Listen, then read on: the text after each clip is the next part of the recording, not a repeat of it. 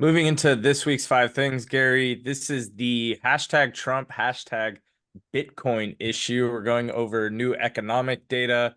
Obviously, as the title ensues, President Trump and a Bitcoin strategic reserve. We're talking Bank of England, Bank of Japan, and again, revisiting the Magnificent Seven. Gary, starting with thing number one on this week's five things, new economic data is not positive. All right, this has been the key thing. And again, at Deep Knowledge Investing, we've been talking about a bifurcated economy for about a year now. What we've seen is massive amounts of government stimulus spending, and that makes the unemployment numbers look good. That makes the employment numbers look good. The government has been the primary source of new jobs. Um, that makes GDP look really good because they're spraying trillions of dollars of stimulus into the economy. But the other side of that is it's crowding out the private market economy. This is something, Rob, we've been talking about pretty much on a weekly basis. Um, and so we have a lot of people who aren't doing well and who are struggling to pay the grocery bill or pay their rent. We've seen all kinds of increases in delinquencies for things like rent, credit card bills, a lot of delinquencies in automotive payments. And so, what we got in the last week was a lot of data showing that the economy really isn't in such good shape. This is consistent with what we've been saying. We've been saying you have to tease these things apart and Mhm. separate government spending from the private market economy. So, looking at the data, because I know everybody tunes in here to hear me read numbers, that's got to be the only reason, right? Everyone Pretty loves much. hearing, right? Who wouldn't want to hear economic statistics? So, let's go. I mean, outside of that, I'm not sure what we're bringing to the table, right? Exactly. Thank you. Thank you very much. So on the employment front, and again, you guys know my view of our employment statistics slash lies. Our employment numbers are not accurate, but we've got what we've got. The July non-farm payrolls were up by only 114,000. Is that a bad number? It's not a horrible number, but the market was expecting 175,000. That's a huge miss. It's an even bigger drop from the revised June number of 179,000. And the only thing that I can tell you is with a high degree of certainty that 114,000 number will also be revised down because it always happens. The unemployment rate rose to right around 4.3%. That was higher than the anticipated 4.1%.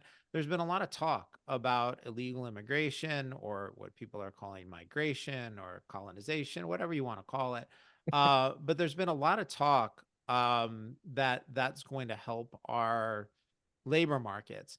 And, I do get messages from people saying, hey, I run a business in this part of the country, or, I'm in that part of the country. We cannot find people to work. We need these people. Okay, fair enough. But part of what's happening is you have millions and millions of people crossing the border and they get added into the denominator. And so you end up with a higher unemployment rate.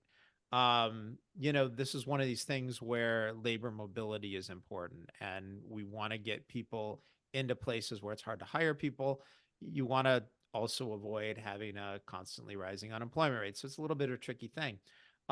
New unemployment claims rose to a staggering 249,000, a quarter of a million new unemployment claims. That's a big number. The wage data was not great. Average hourly earnings grew by about 0.2% month over month, and 3.6% year over year.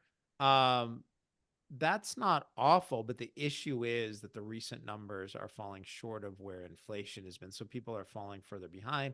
And then the final statistic we have for you is the manufacturing PMI had been at 48.5. That fell to 46.8. Is that a big deal? Yes. And the reason is anything under 50 indicates contraction, or rather less manufacturing.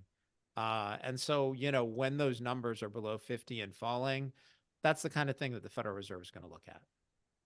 Gary, when we got these unemployment numbers, I know on X they're circulating. I tagged you in one post that said unexpectedly this happened. Was this news kind of the catalyst that led into the rest of the events over the weekend? Was it the combination of even the certainty of the Fed rate cuts? What do you make of that? Rob, I think a lot of it was the yen carry trade starting to unwind. I think that's what people were starting to look at over the weekend.